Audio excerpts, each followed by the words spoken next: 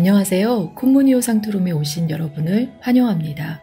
오늘은 예수전도단에서 2005년도에 출간된 데이빗 E. 로스 오대원 목사님의 묵상하는 그리스도인을 가지고 독서 토론을 시작해 보겠습니다. 이분은 예수전도단 설립자이십니다. 청년 시절부터 한국을 위해 헌신하시고 평생을 한국 선교를 위해 몸바쳐 사신 분이신데요. 이분 글 곳곳에 우리나라를 향한 애정을 엿볼 수 있어서 사실 전 읽으면서 몇 번씩 눈시울이 붉어지더라고요.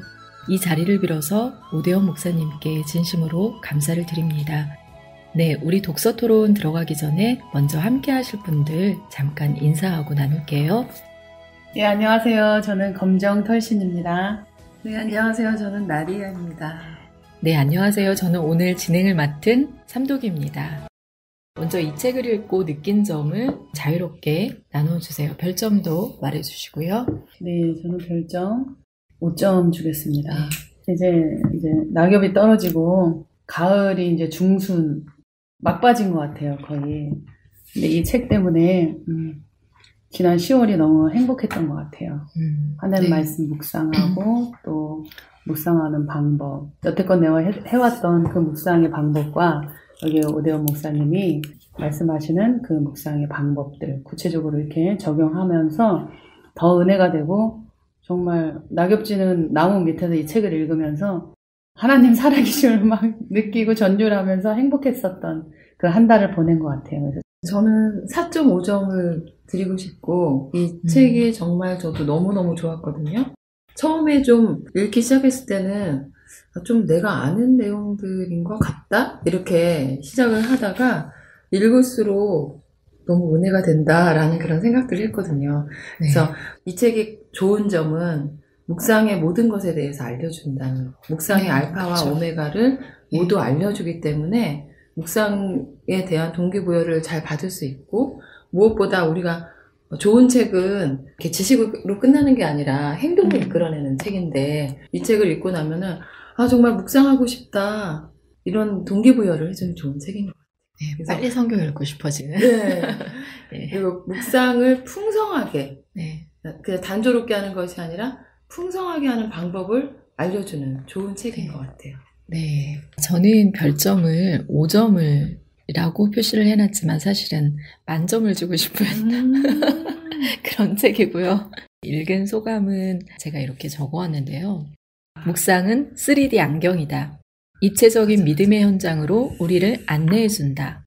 묵상하지 않는 자는 평생 이 맛을 모를 것이다. 너희들이 고기 맛을 알아? 개 맛을 알아? 맞아.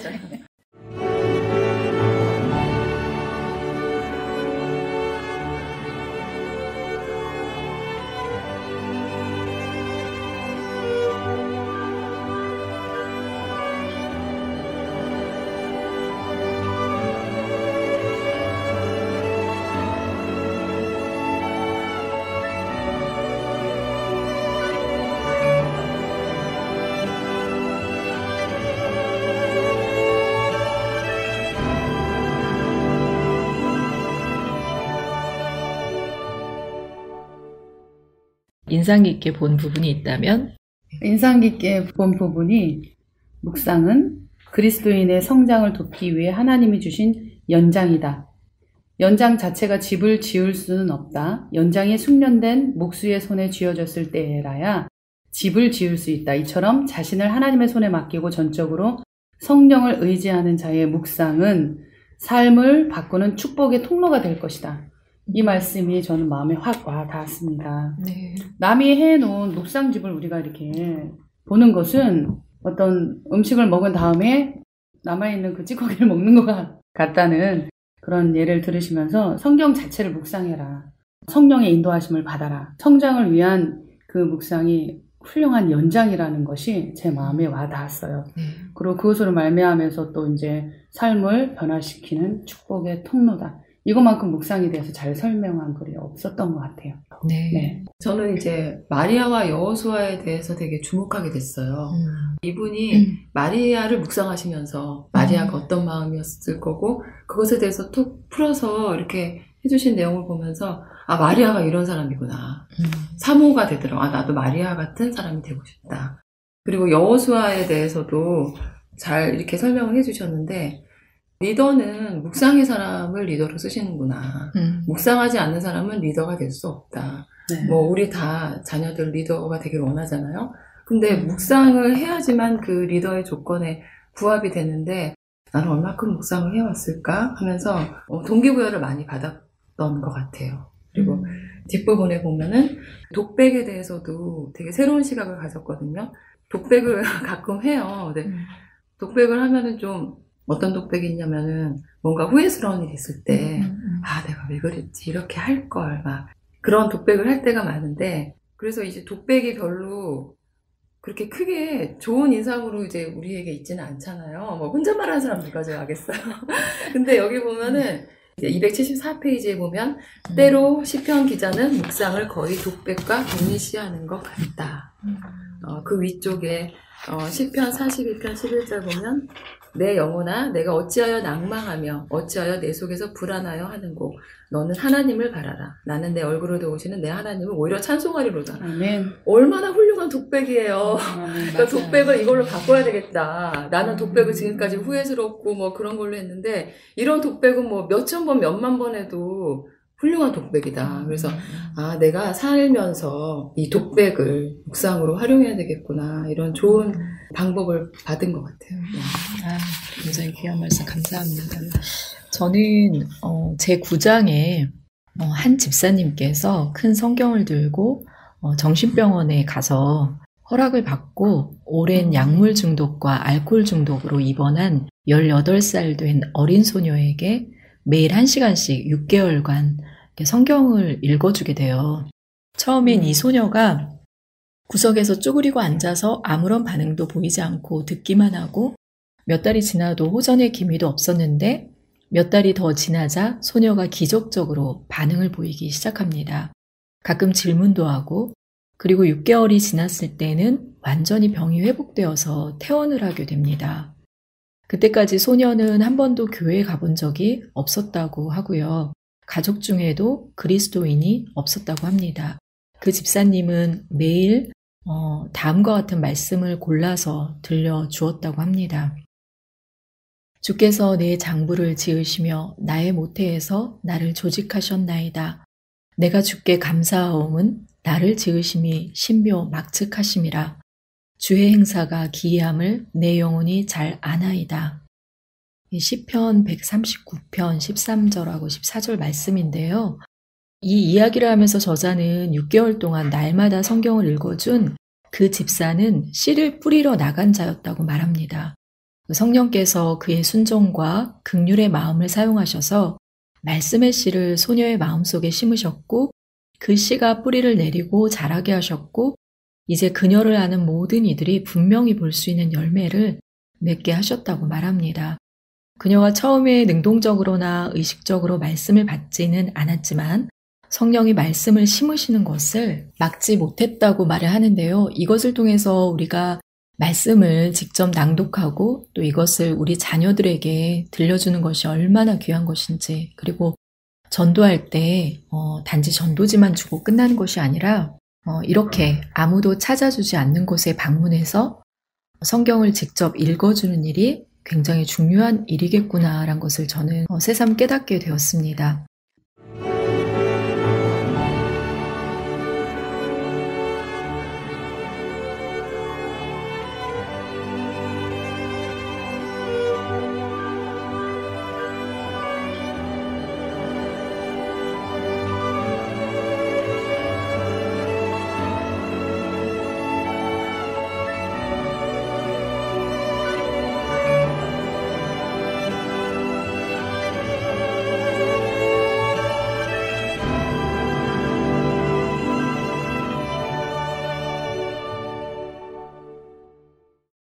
묵상하는 그리스도인에는 탁월한 묵상의 모범이 되는 마리아와 갈렙, 여호수아에 대해 자세히 언급하고 있는데요.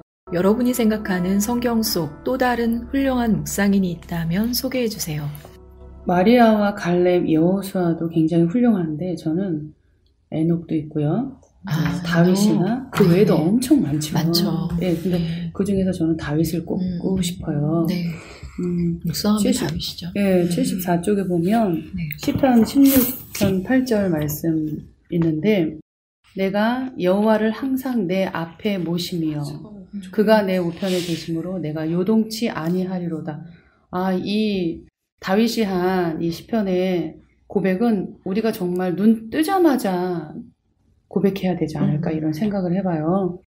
여호와를 항상 내 앞에 모시고 그리고 내 우편에 계심으로 내가 요동치 않는다. 우리 마음이 얼마나 요동하고 근심걱정 이런 하루가 시작되는 동시에 우리의 근심과 걱정과 모든 불안, 초조, 염려도 다 이렇게 기상을 하는데 이 말씀으로 딱 그것들을 제압하고 하나님 내 옆에 계시죠? 내가 주님으로 말미암아 요동치 않겠습니다. 이런 다짐과 묵상과 기도로 딱 뿌려놓고 하루를 시작한다면 얼마나 좋을까. 다윗의 이 고백 이거 하나만으로도 저는 다윗은 정말 묵상의 사람이다. 네. 다윗에게 묵상의 사람으로 다윗을 따라할 사람이 없어요. 그렇죠. 예. 우리 라디아님은 저는 좀 네. 우리가 잘 간과할 수 있는 인물이 있더라고요. 아람 왕의 군대장관 나하만이 네. 그 나병이 있어서 네. 괴로워할 때 이스라엘 땅에서 온 소녀가 맞아요. 아람 왕에게 우리 이스라엘의 네. 선지자에게 오면은 당신은 고침을 받을 수 있을 것 같다. 이런 얘기를 하는데 어느 날 이 본문을 묵상하면서 너무 놀라운 거예요. 이 소녀의 용기가. 네. 그러니까 이 소녀는 잡혀왔는데 항상 하나님께 시선을 고정한 사람인 거예요. 그러면서 당당하게 하나님에 대해서 증거를 했다는 거. 그리고 모든 그런 환경과 상황을 다스릴 수 있는 그런 소녀였다. 비록 소녀지만 담대하게 자신의 생각을 표현할 수 있었던 소녀였고 그 소녀로 말미암아 나병을 치유하게 되는 그런 결론에 이르게 되잖아요. 그래서 참 귀하다. 분명히 이 소녀는 계속 하나님을 묵상했을 것 같거든요. 네. 그래서 묵상의 사람이라고 생각이 들고 또 제가 또 말하고 싶은 분은 이제 요셉이 또한 어려운 환경 속에 있었는데 계속 그 환경 속에서도 결코 불평불만하지 않았고 하나님을 바라봤거든요. 네. 요셉 또한 계속 하나님을 묵상했을 거라는 생각이 들고 또 제가 좋아하는 인물이 또 세례 요한이거든요. 세례 요한이 되게 좋은 거는 어느 시기에 들판에서 살았다는 거예요. 그쵸. 네, 메뚜기를 먹고 안락한 곳을 야생? 떠나서 그냥 거기서 그냥 사는 거예요. 계속. 네. 그러면서 이제 어떤 묵상을 했을까? 예수님에 대한 묵상을 하면서 들판에서 살았을 그 세례 요한을 상상해 보면 그냥 저는 되게 놀랍더라고요. 그 사람의 삶 자체가 분명히 계속 묵상을 하지 않았을까? 저는 그렇게 생각을 그분은 전생애를 그쵸. 예수님을 기다리면서 그쵸. 메시아를 기다리면서 자기 사명을 감당한 네. 거니까 너무 멋있는 거예요. 정말 멋진 네. 마지막 선지자 구약의. 네. 네. 근데 세례 요한의 흔적들이 소아시아나 이런 데 두루 엄청나게 퍼져 있고 세례 요한의 세례밖에 몰라. 그 사람들도. 그런 걸 봤을 때 바울처럼 세례 요한이 다니면서 그 회개하라 천국이 가까웠다 이 복음을 전했구나. 그래서 나중에 이제 다시 돌아와서 그 요단 동편 그쪽에서 예수님 오시기 얼마 전이니까 그때부터 또 집중적으로 세례 주면서 사역을 했구나. 이렇게 저는 생각을 하거든요. 저는 역시 묵상하면 다윗인데 또 다니엘도 있잖아요. 다니엘은 바벨론 황관으로 살면서 하루에 3번씩 기도하고 하나님 말씀을 묵상했던 사람인데요. 다니엘의 묵상과 기도가 없었다면 사자굴에 던져지는 시련 등도 극복할 수 없었을 테고 또 그 묵상과 그 기도 때문에 바로 핍박을 받기도 한 인물이었는데 그러고 보면 참된 묵상과 기도는 세상의 핍박을 불러일으키고 또 승리로 이끌기도 하는 주체가 되는 것 같다라는 생각이 들더라고요.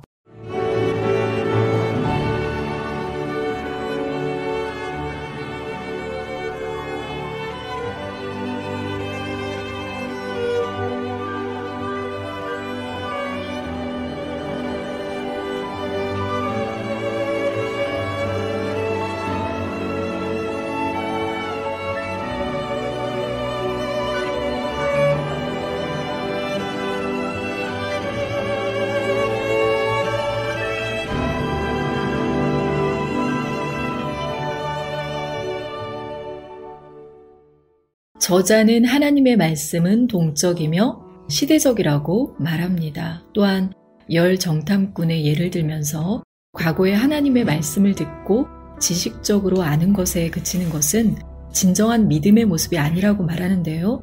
여러분은 저자의 이 글을 어떻게 보셨나요? 하나님의 말씀은 결코 과거 시제로 끝나지 않는다. 옛날에 하나님의 말씀을 들은 사람도 결코 모든 말씀을 완전히 품을 수는 없으며 그것이 자신만을 위한 말씀이라 주장할 수도 없다. 말씀은 동적이다. 말씀은 모든 시대 및 모든 사람들을 위해 예정되었고 그들을 채우기에 족하다. 하나님이 성경에서 말씀하신 모든 말씀은 어디에서나 누구에게나 똑같이 직접 전해지며 아무도 시간이나 공간의 거리로 인해 불이익을 당하지 않는다고 폰 발타자르는 말한다.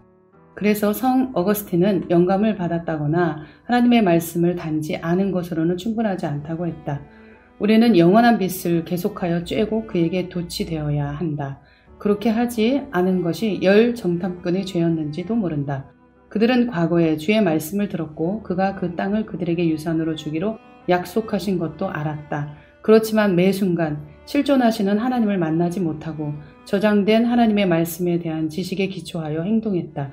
그들은 하나님이 행하신 일들을 알고 있었지만 하나님에 대한 경외감과 놀라움을 계속 간직한 채 살아가기를 거부했다. 그분은 단지 이스라엘 역사에서 홍해를 한 번 가르신 분이 아니라 그분께 믿음으로 순종하는 백성들 앞에 놓인 바다를 가르시고 모든 장애물을 제거하신 분인데도 열 정탐꾼은 하나님의 말씀을 믿음으로 화합하지 못했다. 진리와 증언의 말씀으로 받아들이기는 했지만 삶까지 변화되지는 못했다. 그렇다면 그들이 그 땅에 들어갈 때에 믿을 것은 자신뿐이다. 네, 라디아님부터 나눠주시죠. 네. 전에 이제 목사님께서 한번 말씀하셨던 부분이 이제 오늘의 영성이 중요하다는 거였거든요. 어제에 내가 어떤 은혜를 받은 것을 그거를 가지고 며칠을 사는 것이 아니라 그날 그 새로운 날 아침에 새로운 은혜가 있어야 된다고 말씀을 하셨던 게 기억이 났어요. 그래서 과거에 내가 선교를 했고 어떤 믿음의 그런 어떤 성취가 있었고 그런 것들을 계속 추억하며 물론 추억과 기억은 중요한데 그거를 가지고 계속 나는 그랬어, 나는 그런 사람이었어 라는 것으로 계속 끌고 간다면 새로운 은혜가 없다면 이 사람들처럼 결국은 그 땅에 들어갈 때 자기 자신을 믿을 수밖에 없는 그런 일들이 일어나거든요. 그래서 매일매일 그날의 새로운 영성을 새롭게 하는 거 그게 얼마나 중요한가를 한번 생각하게 됐어요. 네, 검정털씨님.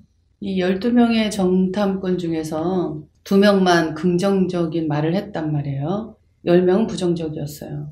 그리고 그들은 각 지파의 대표였고 우리들도 이렇게 살다 보면 어떤 결정적인 때에 자기의 믿음이 나타나는 것 같아요.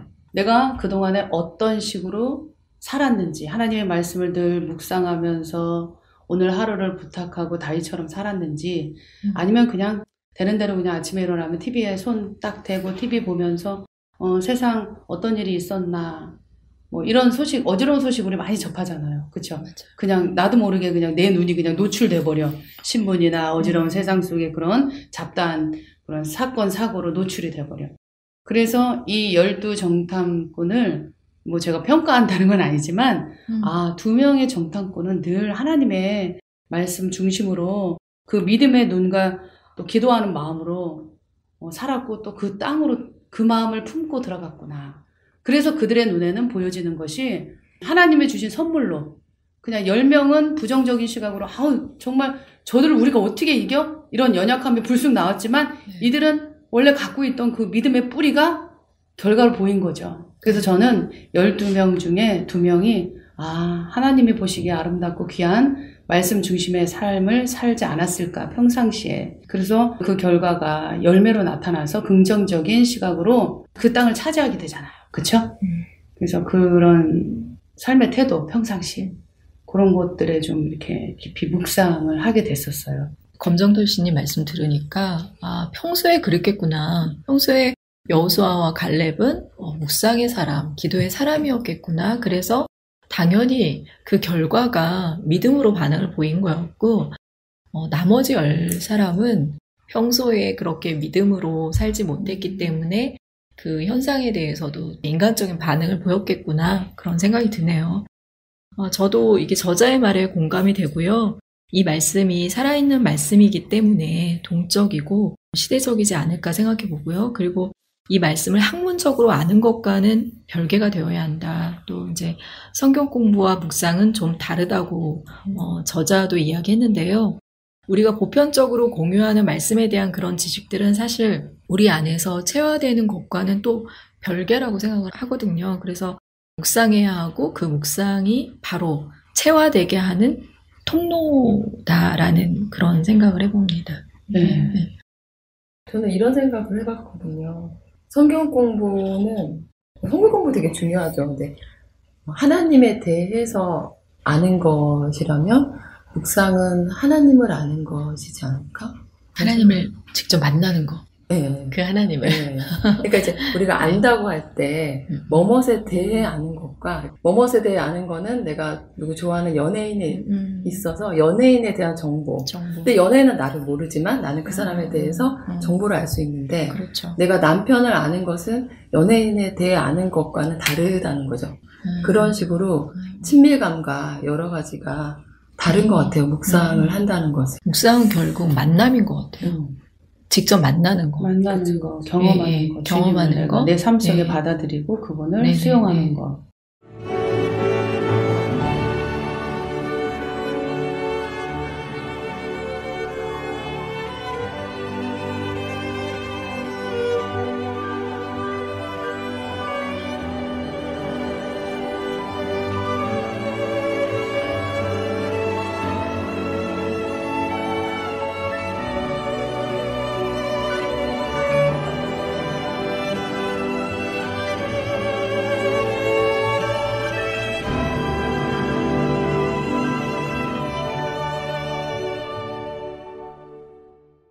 초대교회 시대나 2000여 년이 지난 현대 시대나 교회를 향한 사단의 공격은 끊이지 않고 지속되어 왔는데요. 특히 오늘의 시대에 믿는 자들에게는 복음에서 떠나게 하고 믿지 않는 자들에게는 복음을 거부하게 만드는 강력한 사단의 전략은 무엇이라 생각하십니까?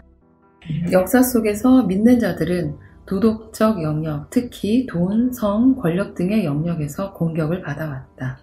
그러나 하나님의 계획은 사탄의 공격마저도 사용하셔서 백성들이 거룩하고 능력 있는 사역을 할 수 있도록 더 깊이 이끄시는 것이다. 이 죄, 아나니아와 삽비라의 죄를 다루었을 때 초대교회는 새로운 차원의 거룩함으로 들어갔다. 핍박과 도덕적 공격으로 하나님의 백성을 파멸시키지 못하자 사탄은 그의 가장 효과적인 무기 하나를 꺼내들었다. 믿는 자들로 하여금 자신의 최우선 사명을 소홀히 여기게 하는 것이다.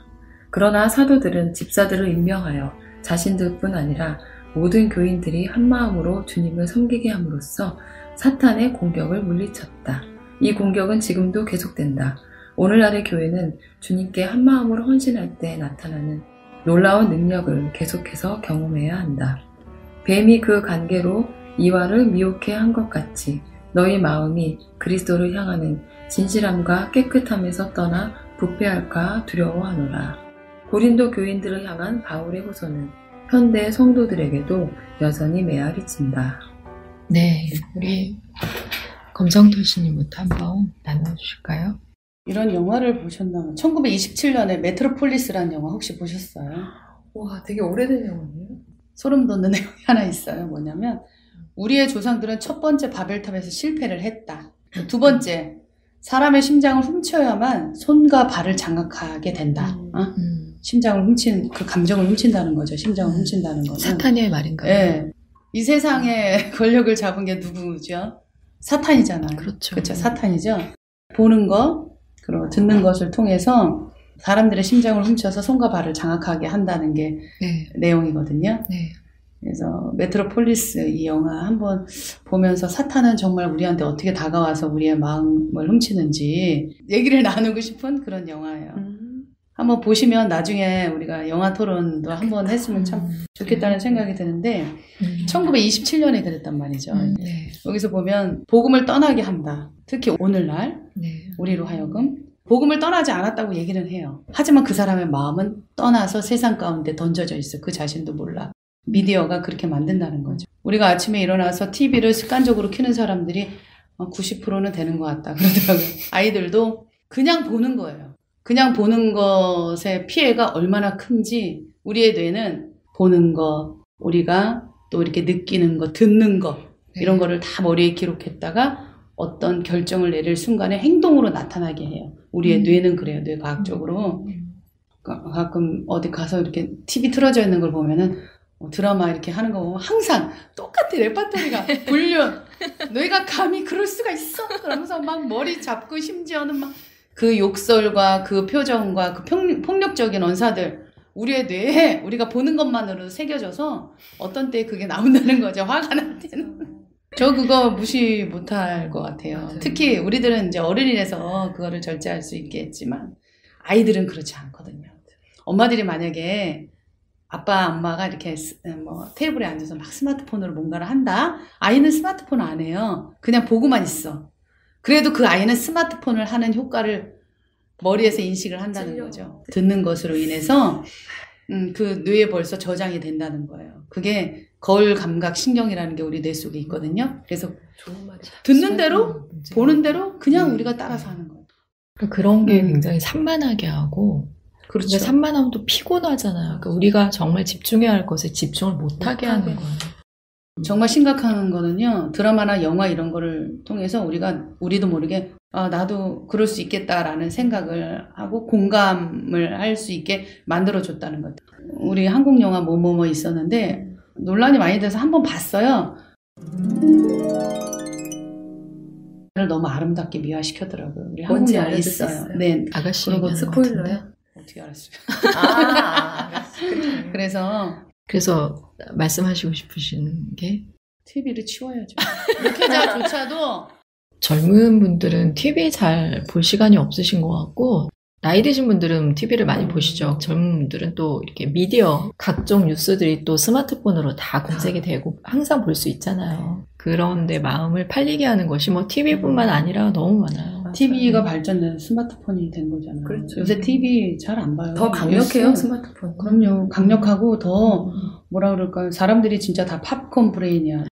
저도 이제 대중문화가 굉장히 좀 영향을 많이 끼치고 있는데 일단 믿지 않는 자들에게 복음을 거부하게 만드는 강력한 사단의 전략은 이제 영화 같은 게 영화 감독 중에 기독교 감독은 거의 없다고 봐야 돼요. 그리고 이제 얼마 전에 이제 누군가가 이제 조커라는 영화에 대해서 어떤 해악이 있는지를 좀 소개하고 싶어가지고 선악이 너무 모호한 영화예요. 물론 작품성은 아주 뛰어나대요. 연기도 너무 잘하고. 네. 그런데 이제 그 사람이 악을 행할 수밖에 없는 그런 과정을 미화시켰어요. 그래가지고 나중에 악을 행할 때 사람들은 나쁘다는 생각보다는 그래 저럴 수밖에 없는 거야 라는 생각을 나도 모르게 하게 되는 거예요. 그래서 선악이 모호한 영화가 오늘날에는 세련됐다라는 평가를 받는 거예요. 어쨌든 믿는 자들에게 복음을 떠나게 하는 것은 무엇인가? 아까 잘 말씀해 주신 시간을 뺏기게 만든다. 스마트폰에 빠지게 만들고 네. 그리고 먹고 사는 문제를 너무 바쁘게 하는 거예요. 경제생활에. 그래서 교회도 나가기가 좀 힘들게 되고 그런 것들에 마음을 뺏기고 경제가 힘들어지니까 그리고 또 이제 믿는 자들에게 이제 오게 되는 가장 강력한 그런 어려움은 모든 걸 형식과 율법으로 하게 되게 된다는 거예요. 시대가 지날수록 교회만 나와도 잘한 것이다라는 생각을 갖게 만드는 거예요. 주일날 교회 나오면 그게 신앙 좋은 거지. 그래서 내면은 안 봐요. 교회 나갔어? 그리고 청소년이 교회 나왔어? 그 사춘기인데 교회 나왔어? 그러면 되는 거야. 그러면 되는 게 아닌데 그 정도도 잘하는 거야. 형식적이고 율법적인 것으로 이렇게 그냥 사람들을 판단하고 그런 것들. 더 이상 하나님을 깊이 추구하지 않게 만드는 그런 것들을 우리가 경계를 해야 될 것 같다. 저자는 시편 1편의 말씀을 가지고 묵상하는 자의 3가지 특성을 이야기합니다. 이에 대한 여러분의 생각과 저자의 이야기를 통해 지금 우리에게 부족한 점이나 개선되어야 할 점이 있다면 나누어 봅시다. 1. 죄를 멀리함. 유혹에 빠질 만한 상황을 피하며 죄를 멀리하는 것. 하나님을 향해 귀를 기울이고 사탄이 아닌 하나님께 순종하는 데 기쁨을 두는 것이다. 말씀을 기뻐함. 하나님 안에서 더 깊은 기쁨과 능력의 삶을 즐기기 위해서는 포기해야만 하는 것들이 있다. 만일 우리가 우리 삶의 가장 큰 기쁨이 하나님의 말씀을 듣고 그분의 음성에 귀 기울이며 말씀 안에 거하는 것이라고 고백한다면 그것은 우리의 시간과 에너지를 요구하는 덜 중요한 일들을 기꺼이 포기하겠다고 말하는 것과 같다. 매일 훈련으로서 묵상을 결심한 다윗과 여호수아 모두 국가 건설에 노력했다. 그들은 하나님을 경외하는 나라를 세우는 길은 백성들로 하여금 하나님의 말씀을 매일 묵상하며 기꺼이 순종하려는 자세로 하나님의 말씀에 귀 기울이도록 하는 데 있음을 알았다. 주야로 묵상한다는 것은 일상에서 가장 중요한 시간으로 여겨지는 아침과 또 매우 중요한 시간인 저녁에 말씀을 묵상한다는 뜻이다. 그리고 하나님의 말씀을 날마다 묵상하지 않을 때 맞게 되는 위험은 하나님이 묵상 대상으로 허락하지 않으신 다른 것들을 묵상하게 된다는 사실이다. 그 결과는 대개 부정적이며 부도덕하다. 사탄은 우리 삶에 생긴 틈새, 그것이 영적이든 지적이든 감정적이든 그것을 파괴적인 내용물로 채우려고 항상 기다리고 있다. 하나님 묵상하기를 게을리하면 본질적으로 우리는 우리의 생각과 마음을 다른 대상에 계속 고정시키려고 한다. 젊은이들은 폭력을 조정하는 파괴적인 형태의 음악을 묵상함으로써, 즉 그것으로 생각과 마음을 채움으로써 자신들의 틈새를 메우려 할지도 모른다. 많은 그리스도인들은 물질적인 즐거움을 묵상하면서 부와 소유로 마음과 생각을 채운다. 또 어떤 이들은 부도덕한 관계에서 오는 즐거움에 마음을 고정시킨다. 다윗 왕은 밧세바의 아름다움을 깊이 생각하고 머릿속에 그렸다. 그 여인을 묵상하고 마음에 채웠다. 그릇된 묵상은 간음과 살인의 죄로 그를 이끌었다. 밧세바와 그 자신도 큰 해를 입었으며 나라는 거의 파멸되었다. 하나님은 우리에게 묵상제아가 되어야 한다고 말씀하지 않으신다. 우리는 이미 묵상하는 자들이다. 그 대신 하나님은 묵상의 대상을 바꾸라고 말씀하신다. 사탄과 세상의 것들, 즉 잠시 있다가 지나가는 육신의 정욕과 안목의 정욕, 이생의 자랑으로부터 생각의 방향을 바꾸어 우리 존재의 초점을 하나님 자신에게 맞추라고 하신다. 네, 감사합니다. 우리 라디아님이 또 한번 나눠주시죠. 다 해당이 되는 것 같아요. 제게 필요한 거는 말씀을 기뻐함이 좀 부족하다라는 생각이 들었거든요. 근데 말씀을 기뻐하는 것이 부족한 것은 결국은 매일 묵상을 하지 못하다 보니까 형식적으로 이렇게 할 때가 있었고, 저는 이제 이런 게 있더라고요. 그러니까 교회에서 이제 성도들이 다 함께 할 수 있도록 11개 하를 계속 하고 있거든요. 네. 그 맞춰서. 네. 저도 맞춰서 묵상을 하는데, 어떤 사건이라든가 뭐 누가 누구를 죽였다, 뭐 그런 사건으로 뭐 세뇌절이 딱 그날 있는 경우가 있어요. 그럼 아니 이거는 그냥 사건인데 이거를 어떻게 나한테 적용을 할까? 깊이 들어가면은 적용을 할 수 있는 거를 찾을 수도 있겠는데, 이런 말씀보다는 좀 꿀송이처럼 단 말씀이 좋다. 좀 이렇게 더 은혜롭고 이런 거. 오늘 본문은 그런 게 아니네? 그냥 사건이네. 대충 하다가 이 정도는 없자. 내가 되는 거예요. 네. 네, 그랬었는데 이제 이 묵상하는 그리스도인에서 계속 시편 139편을 묵상하도록 계속 이끌어서 네네. 그런 본문이 있을 경우에는 내가 시편 139편에 대해서 여기 안내하는 대로 따라가 보자 이런 마음을 갖게 돼가지고 3절까지 했거든요. 어떤 그런 본문이 있을 때는 다른 어떤 또 묵상할 그런 구절을 찾아서 묵상하는 것도 좋겠다라고 이렇게 적용을 했어요. 네. 결국은 이제 주변을 정리하고 말씀을 듣고 매일 묵상 훈련을 하라는 이야기거든요. 제가 이 책을 읽으면서 이제 새롭게 깨달은 것은 그동안 내가 말씀을 읽고 기도한 것은 얕은 샘물 정도였구나. 저자의 말처럼 내가 한 절 한 절, 한 단어 한 단어 깊이 생각하지 못했구나라는 생각을 하게 되었고요. 그래서 사실은 실천하려고 노력하는데 묵상이 정말 처음에는 이렇게 딱딱한 빵을 먹는 것 같습니다. 아무런 감흥이 없을 때도 많고요. 그래서 쉽지는 않지만 그래도 포기하지 않고 저자가 말한 말씀의 기쁨을 누리며 살기 위해 노력하고 있습니다. 네, 아까 나디아님이 말씀하셨잖아요. 이렇게 정해진 그 말씀을 항상 묵상한다고. 근데 이번에는 이제 마음에 와닿지 않는 게 있어서 좀 이렇게 뭐를 길어 올랐는데 빈바가지인 경우 마음이 이제 허탈하고 씁쓸하고 뭐 이런 걸 얘기하셨는데, 우리도 새벽마다 성경 한 장을 이제 교독하고 거기서 이제 목사님이 이제 간단하게 줄거리를 요약해서 말씀하시면서 여기에 포인트는 이거니까 이거를 붙잡고 우리가 기도를 하자고 딱 거기 줌인 되는 말씀이 한 구절이 꼭 있더라고요. 두 구절, 세 구절 있을 때는 뭐 노다지죠. 한 구절이 딱 꽂히면 네. 하나님 이 말씀 붙들고 제가 기도합니다 하고 그 말씀을 붙잡고 기도해서 거기에 합당한 열매를 하나라도 오늘 맺을 수 있게 해달라고 그래요. 열매를 맺으면 너무 감사한 거예요. 막 내가 하나님을 이래서 믿지 정말. 이 하나님 믿는 게 야 이런 맛이구나. 살아계신 하나님이지. 그래서 새벽 묵상, 새벽 예배 우리가 아직까지 안 하시는 분들이 있다면 용기를 내서 나가서 함께 모여서 좀 고통스럽긴 하지만 그냥 제 스스로 감사했어요. 오늘 새벽에도.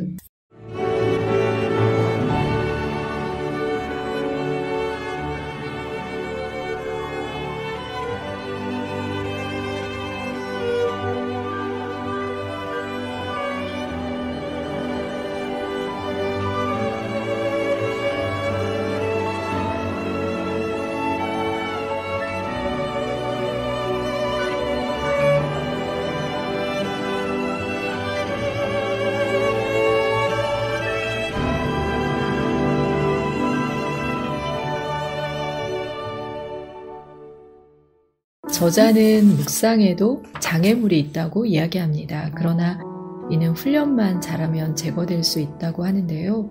이에 대한 여러분의 생각과 또 여러분에게도 있는 장애물이 있다면 어떤 것인지 나누어 봅시다. 라디아님이 한번 읽어주세요. 1. 우리는 종종 규칙적으로 묵상하지 않기 때문에 묵상의 어려움을 경험한다. 드문드문하는 묵상은 마음의 평화보다는 좌절로 이끌 가능성이 더 높다. 우리는 가능한 매일 같은 시간에 묵상해야 한다. 2. 하나님이 주신 말씀에 순종하지 않을 때 일어난다. 그분이 주신 계명을 무시하면서 어떻게 계속 말씀해 주실 것을 기대할 수 있겠는가? 우리는 그분의 말씀에 재빨리 순종해야 한다. 3. 즉각적인 결과를 보지 못하는 데서 오는 낙담이다. 묵상은 과정이다. 우리는 열매를 맺어야 하는데 좋은 열매는 빨리 자라지 않는다. 그래서 때로는 다른 사람들이 우리 삶에서 열매를 보지 못하고 우리는 그들이 알아보지 못하는 것 때문에 실망한다. 하지만 진정으로 묵상하는 사람, 일상에서 하나님을 진실로 깊이 묵상하는 사람은 묵상이 힘들다는 걸 이미 알고 큰 흥분이나 만족을 느끼지 못하더라도 계속해서 하나님의 신실하심을 신뢰한다. 4. 집중하지 못하는 것이다. 사탄은 날마다 하나님의 말씀을 묵상하고 순종을 통해 그분을 영화롭게 하려고 애쓰는 헌신된 그리스도인이 생기는 것을 아주 두려워한다. 그래서 그들의 주의를 분산시키려고 한다. 때로는 우리의 생각을 곁길로 세워나가게 하며 또 어떤 때에는 수년 동안 우리 안에 심어온 사탄의 부정적인 생각 또는 불행하거나 비극적인 상황에 처했던 기억을 우리에게 상기시킬 것이다. 하나님은 우리가 그분의 신실하심을 기억하기 원하시지만 사탄은 우리가 우리의 상처와 과거의 슬픔을 기억하게 유혹한다. 부정적인 기억들이 묵상에서 심각한 문제가 된다면 우리는 그리스도의 몸에게 도움을 구해야 한다.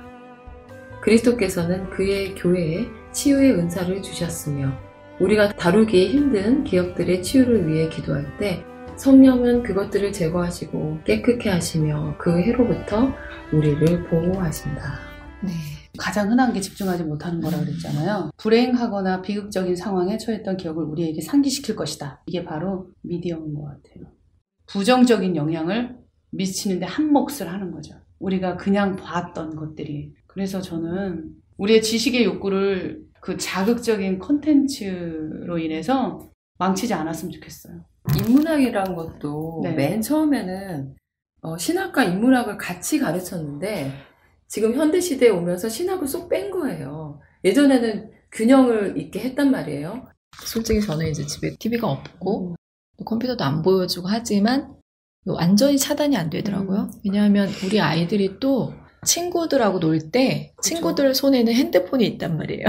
그것까지 제가 막을 수 없더라고요. 또 한계가 있기 때문에 우리가 기도하면서 이런 부분들 지혜를 구해야 할 것 같고, 그리고 저는 이제 아까 인문학에 대해서도 이야기를 하셨는데 저는 개인적으로 그게 나쁘다고는 생각은 안 해요. 그리스도인들이 너무 편협하게 말씀만 성경만 오로지 이것만 하는 거는 또 아니라는 생각이 들거든요. 그렇죠. 그건 저도 그렇게 생각하기 때문에 이런 모든 것들에 대해서 오히려 이렇게 잘 분별할 수 있는 분별력을 좀 키워야겠다. 주식이 말씀이 돼야 되고 걔네들은 이제 부식으로 우리가 좀씩 섭취는 해야죠. 그 중심을 가지고 아예 먹지 말라는 얘기는 주객이 아니에요. 전도되면 안 되는데 어쨌든 이제 그런 부분들이 생각이 나고 저는 사실 묵상뿐 아니라 3번 같은 경우는 즉각적인 결과를 보지 못하는 데서 오는 낙담이 누구에게나 있잖아요. 최근에 제가 지인을 통해서 알게 된 사실이 하나 있는데 감람나무가 있는데 이 열매는 생장이 느려서 10년에서 14년이 경과해야 열매를 맺고 30년 이상 지나야 비로소 수확다운 수확을 할 수 있게 된대요. 그리고 결실하기까지 긴 기간 동안 대적들의 침공과 약탈이 없어야 가능하기 때문에 제대로 된 열매를 얻는다는 것 자체가 큰 복과 평화를 상징한다고 합니다. 저는 사실 이 이야기에서 굉장히 위로를 얻었어요. 우리는 기도하며 마치 도깨비 방망이처럼 무언가 뚝딱 이루어지기를 바라지만 어쩌면 제대로 된 열매라는 것은 감람나무의 열매와 같은 이런 것이 아닐까. 아, 정말 은혜라는 것이 가뭄에 콩나듯 오는구나 하고 생각을 하고 아, 그렇구나. 하나님 나라의 열매는 이런 거구나. 금방 뚝딱 무언가 이루었어요? 부실공사일 가능성이 더 큰 거예요. 그러니까 오랜 시간 그 영혼들을 위해 눈물을 흘리며 탄원한 기도 위에 오는 위로와 열매는 반드시 다를 것이다 라는 결론을 내렸습니다. 그래서 여러분에게도 이 감람나무 열매 이야기가 위로가 되셨으면 좋겠어요. 그리고 묵상의 길도 이와 같다고 하니 실망하지 않고 나아가보자라는 다짐을 해봅니다.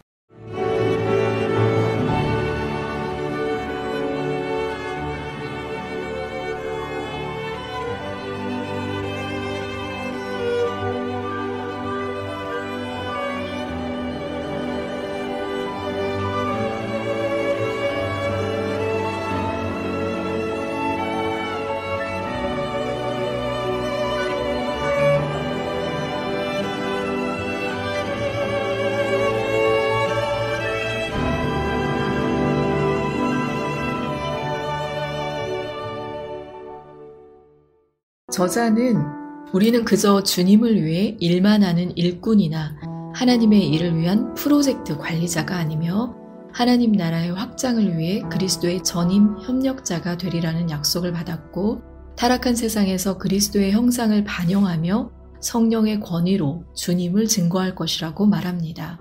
그리고 우리에게서 풍겨나는 예수의 향기는 믿지 않는 자들을 주께 이끌어 그들로 하여금 새 생명을 얻고 세상을 변화시킬 하나님의 대리자가 되게 한다고 합니다. 바로 이것이 시절을 쫓아 과실을 맺는다는 약속이 아니냐고 저자는 이야기하는데요.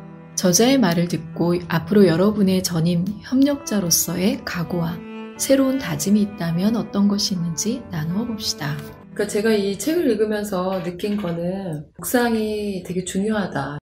묵상이 중요하다는 얘기는 사실 수도 없이 목사님께서 말씀을 하셨어요. 근데 이제 성도로서 참 순종을 못했던 것 같거든요. 이 책에서 이 묵상에 대해서 정말 알파와 오메가를 자세히 알려주고 그 중요성을 이렇게 계속 읽으면서 왜 시편 1편이 나왔는가, 묵상하는 자가 어떤 유익이 있는지 왜 나왔는가 그런 것들을 좀 생각하게 됐고 각오와 새로운 다짐이 있다면 묵상을 하겠다, 더 열심히 하겠다는 거 말고, 그렇죠. 네. 네. 기도도 중요하고, 여러 가지 중요한데, 나의 생각을 하나님께 드리느냐, 안 드리느냐, 이 생각이 가장 전쟁터인 거예요. 영적인 전쟁터. 네. 그러니까 사탄도 네, 내 그렇죠. 생각을 가져가려고 하고, 하나님도 내 생각을 가지려고 하는데, 내 생각을 누구에게 드릴 것이냐, 매 순간 결단을 해야 되겠고, 그 결단을 할 때 하나님께 드리기 쉽게 만드는 것은 묵상이다. 네. 여호수아가 은혜가 됐는데 묵상하는 사람은 하나님을 쓰신다. 결론은 그거였던 것 같아요. 묵상의 이유를 한번 또 생각해 볼 수 있겠는데 묵상은 우리가 왜 하냐. 그리스도를 만나고 또 그분과 함께하는 가운데 새로워지고 싶어서 묵상을 하거든요. 네. 그리고 또 하나님을 또 온전히 또 알아가기 위해서 그래서 더 깊이 사랑하고 신신하게 이렇게 따르기 위해서 하는데 그래서 나중에 우리에게 결과적으로 주어지는 것 우리가 믿지 않는 세상에 그리스도의 편지가 되라는 거. 믿지 않는 세상. 어차피 믿지 않는 사람이 훨씬 더 많아요. 그쵸? 그쵸. 우리가 그러면은 그리스도의 편지의 역할을 하고 열매를 맺어서 하나님이 원하시는 그런 삶을 살아가기 위해서는 묵상하지 않으면 절대 살아남을 수가 없어. 전쟁터에 나가는 군인이 무기가 있고 전략이 있어야지 가서 성공하잖아요. 이기잖아. 그것처럼 이 묵상은 우리가 이 땅을 그리스도의 편지로 살아가는데 정말 절대적으로 필요하다는 생각을 해요. 그리스도를 보고 그분께 무릎을 꿇는 거죠. 무릎을 꿇어서 기도하고 열매를 맺으면서 살 수 있는 원동력인 힘을 간구하는 거죠. 이 책을 만났을 때 그래, 답은 묵상이다. 묵상해서 우리가 그 힘을 받아서 열매를 맺어야 되는 거구나. 그걸로 마무리를 했어요. 예, 감사합니다. 저 이제 이 책을 읽고 요즘 또 시대가 또 미니멀 라이프 이야기 많이 하잖아요. 그래서 좀 삶을 단순하게 정리하고 집중할 것에 더 집중하자. 묵상을 하기 위해서는 사실 산만하면 안 되거든요. 정리할 거는 딱 정리해야 돼서 미니멀 라이프를 또 실천하고자 집안 물건들을 또 정리하고 깨끗해요, 있습니다. 그리고 저는 그동안 살면서 제 자신에게 다짐하면서 지켜온 것이 있다면 그것이 바로 말씀 읽는 일과 기도하는 일이었어요. 이 두 가지 일은 무슨 일이 있어도 꼭 지키자였는데 이 책을 읽은 후로는 한 가지 다짐이 더 추가되었어요. 말씀을 읽는데 단순히 읽지만 말고 반복해서 한 단어, 한 절씩 읽고 읊조리며 묵상하자. 그리고 그것을 기반으로 기도하자. 그래서 삶을 입체적인 믿음으로 살자라는 다짐을 해봅니다.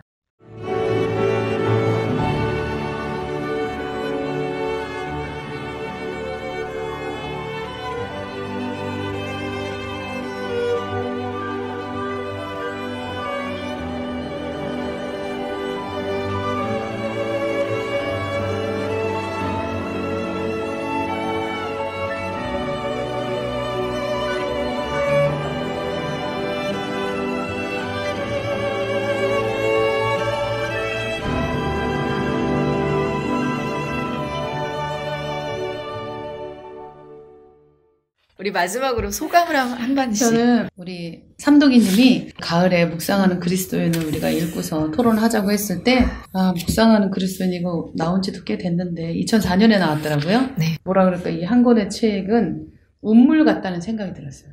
두레박으로 이렇게 길어 오르는 거예요. 마르지 않는 우물 같아서 지은이가 이 오대원 목사님이 정말 일평생을 살면서 하나님 말씀을 묵상하면서 자기가 정말 그 묵상의 결과, 그 과정, 또 방해하는 요인들 이런 걸 너무 잘 적어 놓으신 거예요. 맞아요. 나한테 맞게. 나도 묵상을 하면서 부딪혔던 것을 이분도 똑같이 부딪히면서 맞아요. 그 해결책을 적어 그런 게 놓으셨더라고요. 있더라고요. 예, 네, 그래서 맞아요. 제가 많은 도움을 받았어요. 그래서 네. 이 책은 우물이다. 그래서 내가 항상 두레박으로 이거를 길어서 나의 묵상에 큰 도움이 될 것이다. 이런 결론을 내렸어요. 그래서 이 책을 소개해 주신 우리 삼독님께도 감사하고 네. 근데 이 정말 3분의 1밖에 우리 토론 못한 것 같아요. 저희도 나중에 세상을 하직하기 전에 이런 귀한 묵상의 그 결실들 한번 책으로 한번 내보시죠. 할 수 있을 것 같아요. 저는 그게 네. 나중에 65세 때 나의 목표입니다. 65세. 65세. 네. 너무 길게 잡았다. 좀 더 그러게. 인간의 지성을 최대한으로 발휘할 수 있는 게 65부터 75세. 가장 엑기스. 그때 그때 책을 내면은 후회하지 않을 것 같아요. 지금은 너무 섣부르고 모르는 게 너무 많으니까. 일단은 묵상부터 우리 해야 돼요. 네, 우리 라디아님 소감.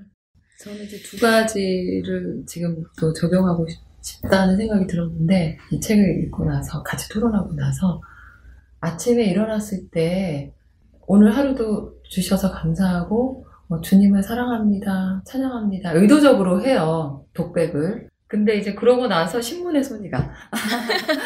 아니 근데 한동안 네. 부끄럽지만 제가 요한계시록을 정독한 적이 없었어요. 부분 읽었는데 그래서 그럼 아침에 내가 일어나자마자 요한계시록을 무조건 한 장씩 먼저 눈 뜨자마자 읽자라고 며칠 했는데 어느 순간 또 신문에 손이 가고 있었거든요. 네. 그래서 다시 한번 내가 일어나서 바로 그 요한계시록을 여기 잘 돼 있잖아요. 그 네네. 음성을 들으면서 읽을 수 맞아요. 있거든요. 네, 요즘은 좋죠. 네, 너무 네. 좋죠. 환경이 네. 너무 좋아요. 말씀을 읽을 수 있는 환경이. 맞아요.